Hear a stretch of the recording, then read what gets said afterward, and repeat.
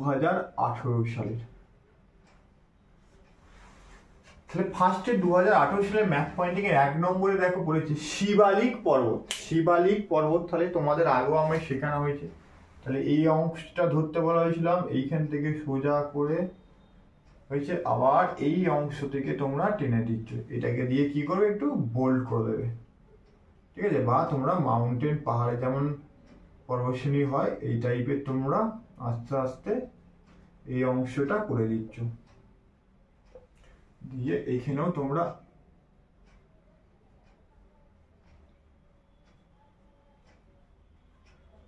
এইটা 1 নম্বরে, এইটা হচ্ছে 1 নম্বর, এইটা 1 নম্বরে কি শিবালিক পর্বতশ্রেণী। তোমরা এইটা যে করা হলো এখানে বক্স করে লাইন টেনে, এটা হচ্ছে শিবালিক পর্বতশ্রেণী আমি চিহ্নিতকরণ করে দিলাম, গোটাটাই হচ্ছে 1 নম্বরে। 2 এরিয়া যে কৃষ্ণা নদী, 2 কৃষ্ণা নদী, কৃষ্ণা নদী দেখো এই অংশটা কৃষ্ণা আর এটা গোদাবরীর মোহনা। কৃষ্ণা নদীর মোহনার আগে 3টে আমি ভাগ করে নিলাম, এবার কৃষ্ণা নদীটা আস্তে আস্তে মাখিয়ে মাখিয়ে তোমরা পশ্চিমঘাট পর্বতের দিকে তুমি করে দেবে,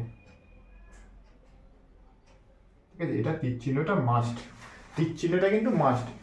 বঙ্গোপসাগরে পড়েছে, তাহলে এইটা হচ্ছে তোমার 2 নম্বর। 2 নম্বর যেটা দেখালাম সেটা এই অংশটা তুমি এখানটা নদীটা প্রবাহিত হচ্ছে তীর চিহ্ন দিয়ে দেখিয়ে দেওয়া হয়ে গেল। 2 নম্বর হচ্ছে কৃষ্ণা নদী।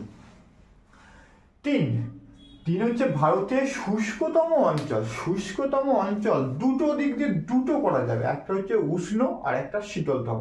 তাহলে একটা উষ্ণতম শুষ্ক অঞ্চল, তাহলে ফার্স্টে আমরা উষ্ণতম যদি শুষ্ক অঞ্চল আমরা রাজস্থানের এই থর মরুভূমি অংশটা দেখিয়ে দেবো, এটা আমি দেখে দিলাম, এটা হচ্ছে, তাহলে এইটা হলো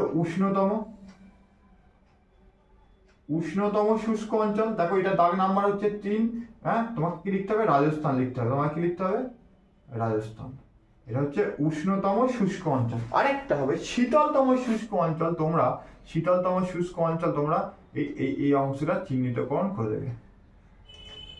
একই কিন্তু দুটো বিষয়, এটাও কিন্তু 3, এইটাও তোমার হচ্ছে 3 নম্বর। 3 নম্বর হচ্ছে লাদাখ। তাহলে শুষ্কতম অঞ্চল বলতে গেলে তোমাকে পার্টিকুলার যদি তোমাকে উজ্জ্বল করে দেয় উষ্ণতম আর শীতলতম, তাহলে শুষ্ক অঞ্চল দুটো আমি এখানে ম্যাপ পয়েন্টিংয়ে তোমরা করানোর সময় রাজস্থান হচ্ছে উষ্ণতম শুষ্ক অঞ্চল আর লাদাখ দেখালাম শীতলতম শুষ্ক অঞ্চল, তোমরা দুটোর মধ্যে একটা যে কোনো করলেই হবে। 3 নম্বরটা হয়ে গেল। 4 নম্বরে ভারতের একটি লোহিত মৃত্তিকাযুক্ত অঞ্চল। লোহিত মৃত্তিকা যে কালো অংশে দেখায়, কালো অংশে তোমরা এই তোমার ঝাড়খণ্ড, ছত্তিশগড় এই অংশটা তোমরা, উড়িষ্যা এই অংশটা তোমরা চিহ্নিতকরণ করে দেবে। চিহ্নিতকরণ করে কি চিহ্ন দেবে, এমনি সালে আস্তে আস্তে এই সমান করে এইভাবেই দিলাম। ধরো আমি পেন্সিল দিয়ে থাকলে পেন্সিল দিয়ে তোমরা গোটাটা পূরণ করে দেবে। এই গোটা অংশ যেটা দেখালাম এইটা তোমার হচ্ছে ভারতের একটি লোহিত মৃত্তিকাযুক্ত অঞ্চল, এটা হচ্ছে তোমার এখন 4 নম্বর, এটা হচ্ছে 4 নম্বর। পাশে তোমাকে লোহিত মৃত্তিকা অঞ্চল কোথায় কোথায় দেখালাম সেই রাজ্যগুলো তোমাকে লিখতে হবে। দেখালাম তোমার ঝাড়খণ্ড, তারপর দেখিয়েছি আমি উড়িষ্যা, দেখিয়েছি আমি তেলেঙ্গানা, এই রাজ্যগুলো, ছত্তিশগড়, 2 থেকে 3টে রাজ্যের নাম ব্র্যাকেটের মধ্যে লিখে দেবে যেখানে লোহিত মৃত্তিকাযুক্ত লক্ষ্য করা যায়, মৃত্তিকাযুক্ত অঞ্চল। 5 ভারতের অরণ্য গবেষণাগার। আমরা 2020 সালে করার সময় সালের যে প্রশ্নপত্র আগেরটাই করলাম সেখানে ছিল, তাহলে এই অংশটা ধরতে হবে, দিয়ে কি হবে একটুখানি নিচের দিকে নেমে যেতে হবে, দিয়ে হয়ে গেল এই যে অংশটা, এইটা হচ্ছে তোমার 5, এটা হচ্ছে তোমার কত 5 হচ্ছে দেরাদুন। ভারতের অরণ্য গবেষণা কেন্দ্রের নাম হচ্ছে তোমার কি দেরাদুন। 5 এটা তোমার 5 নম্বর কিন্তু চিহ্নিতকরণ করতে হবে। তারপরে উত্তর ভারতের একটি গম উৎপাদক অঞ্চল। উত্তর ভারতের গম উৎপাদনের জন্য বিখ্যাত হচ্ছে কোন রাজ্যগুলো, উত্তরপ্রদেশ, পাঞ্জাব, হরিয়ানা। উত্তরপ্রদেশ, পাঞ্জাব, হরিয়ানা তোমরা কি করবে, এই যে এলাকাটা আছে এই অংশটা তোমরা এই অংশটা থেকে এই অংশটা দেখাতে পারো, অথবা গোটা জোনটাই তোমরা দেখাতে পারো।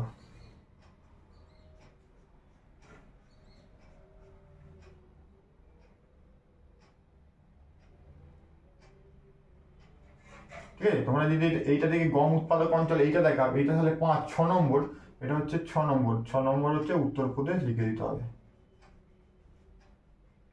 উত্তরপ্রদেশ রাজ্য। উত্তরপ্রদেশ রাজ্য একটা ওয়ারই সমগ্র অংশটা করা হয় পাঞ্জাব হরিয়ানা, হ্যাঁ পাঞ্জাব হরিয়ানা উত্তরপ্রদেশ সমগ্রই হচ্ছে তোমার উত্তর ভারতের গম উৎপাদক অঞ্চল। তোমার চিহ্নিতকরণ হয়ে গেল। দক্ষিণ ভারতের ম্যানচেস্টার। দক্ষিণ ভারতের ম্যানচেস্টার কাকে বলে?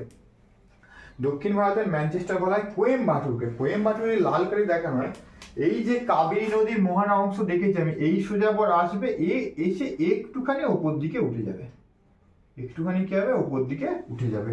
তাহলে দক্ষিণ ভারতের ম্যানচেস্টার হচ্ছে তোমার 7 নম্বর।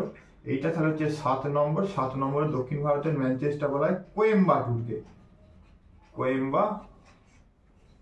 কোয়েম্বাটুর শহরকে বলা হয় দক্ষিণ ভারতের ম্যানচেস্টার, যেটা আমি 7 নম্বরে লাল দিয়ে দেখালাম। বাকিগুলোর ক্ষেত্রে করা হয়নি, শেষে করা হবে। দেখো 8টা পূর্ব উপকূলের একটি স্বাভাবিক বন্দর। পূর্ব উপকূলের একটি স্বাভাবিক বন্দরের নাম হচ্ছে বিশাখাপত্তনম। বিশাখাপত্তনমটা তোমরা করবে এই ঠিক মাঝখানটাতে, এইটাতে দিয়ে নৌকো টাইপের, আমি হালকা জাহাজের ছবি টাইপের আরো এঁকে দিলাম। এইটা ক নম্বর হচ্ছে 8 নম্বর। এইটা তোমার হয়ে গেল 8 নম্বর বিশাখাপত্তনম। বিশাখাপত্তনম একটি পূর্ব উপকূলের স্বাভাবিক বন্দর বিশাখাপত্তনম। তাহলে এইখানে তোমার সিম্বল জাহাজ টাইপের করে দিয়ে এই টাইপের আমি এখানে করে দিলাম। পূর্ব উপকূলে একটি স্বাভাবিক বন্দরের কি নাম দেখানো হলো? 8 নম্বরে বিশাখাপত্তনম। 9 নম্বরে ভারতের প্রধান প্রশাসনিক কেন্দ্র, যেটা 2020 সালে আমরা বললাম ভারতের প্রধান প্রশাসনিক কেন্দ্রের নাম হচ্ছে নিউ দিল্লি। কোথা থেকে বলেছিলাম? দেখো এই অংশ থেকে ধরে লালে করতে হবে, কারণ সবুজে করা হয়েছে। লালে এই অংশ থেকে ধরে ঠিক মাঝ বরাবর তোমাকে আসতে হবে। এই জায়গাটা একটার মধ্যে একটা হয়ে যাচ্ছে। তাহলে এইটাকে লালে তোমাকে দেখালাম হচ্ছে নিউ দিল্লি। নিউ দিল্লি ভারতের প্রধান প্রশাসনিক কেন্দ্র। এইটা হচ্ছে তোমার 9। 10 দিকে ভারতের বৃহত্তম আন্তর্জাতিক বিমানবন্দর, সেই একই ভারতের বৃহত্তম আন্তর্জাতিক বিমানবন্দর নাম হচ্ছে নিউ দিল্লি, যেটা ইন্দিরা গান্ধী বিমানবন্দর। সেই কিন্তু তাহলে ওর পাশেই তোমাকে বিমানের চিত্র বা ওইটাকে দেখি আবার এই দিল্লি যে করা হলো, এইটা কি আবার তোমার 10 নম্বর নিউ দিল্লি। আবার সেই একই জিনিস নিউ দিল্লি দাগ নাম্বার দিয়ে করতে হবে তোমাকে। একটার মধ্যে দুটো হয়ে গেল। নিউ দিল্লি ব্র্যাকেটের মধ্যে লিখতে হবে ভারতের বৃহত্তম আন্তর্জাতিক বিমান বন্দর। তাহলে একটার মধ্যে এটা দুটো হয়ে যাচ্ছে, প্রশাসনিক কেন্দ্র প্লাস বৃহত্তম আন্তর্জাতিক বিমানবন্দর, একটার মধ্যে তোমার দুটো হয়ে যাচ্ছে। আর তোমাকে দেখে নিতে হবে এখানে ব্র্যাকেটের মধ্যে তোমার যে বক্সের কি শুষ্কতম অঞ্চল দেখিছি আমি, সবুজ দেখিছি, আর একটা লিখেছি এইটা লিখেছি, দুটো এখানে ইন্ডেক্স করতে হবে। লোহিত মৃত্তিকা কালো দ্বারা দেখিয়েছে। লোহিত মৃত্তিকা আমি রেখেছি কিসের? কালো। তাহলে কালো যে এই অংশটা বক্স করে দিচ্ছ এরকম টেনেছিলাম, আর এর মধ্যে কালো। ভারতে অরণ্য গবেষণাগার দেখেছি সবুজে। ভারতে অরণ্য গবেষণাগার দেখানো হয়েছে, অরণ্য গবেষণাগারে দেখানো হয়েছে সবুজে। ইন্ডেক্স গুলো পূরণ করে দেবে। উত্তর ভারতে একটি গম উৎপাদক অঞ্চল, লাইন টেনে ভাগ করে দিয়েছিল। গম উৎপাদক অঞ্চল এই অংশটা তোমাকে দেখাতে হবে, লাইন টেনে মাঝখানে ফুটিয়েছিল। দক্ষিণ ভারতের ম্যানচেস্টার কি কালার দেখেছি? লাল। এতে দক্ষিণ ভারতের ম্যানচেস্টার লাল হয়ে গেছে, গম উৎপাদক অঞ্চল।